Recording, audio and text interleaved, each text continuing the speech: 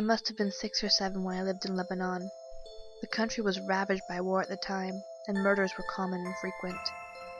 I remember during a particularly vicious era, when the bombings rarely stopped, I would stay at home, sitting in front of my television, watching a very, very strange show. It was a kids' show that lasted about 30 minutes and contained strange and sinister images.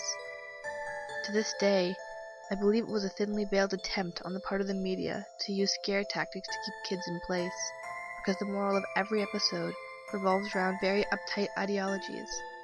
Stuff like, bad kids stay up late, bad kids have their hands under the covers while they sleep, and bad kids steal food from the fridge at night.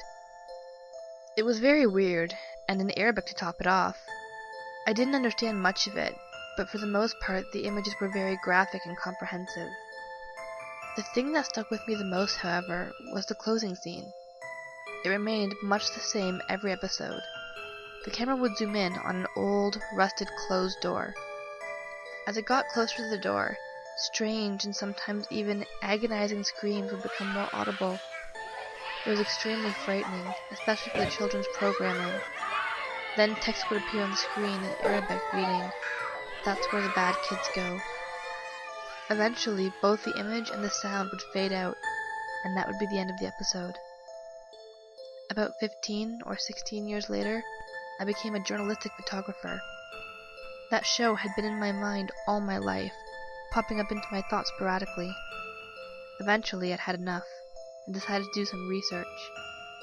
I finally managed to uncover the location of the studio where much of that channel's programming had been recorded.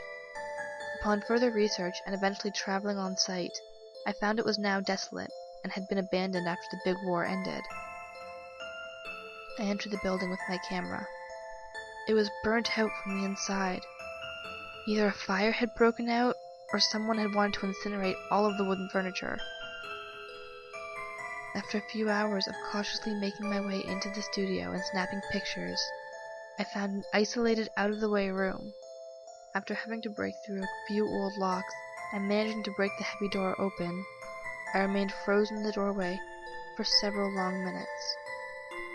Traces of blood, feces, and tiny bone fragments lay scattered across the floor. It was a small room, and an extremely morbid scene. What truly frightened me, though, what made me turn away and never want to come back, was the bolted caged microphone hanging from the ceiling in the middle of the room.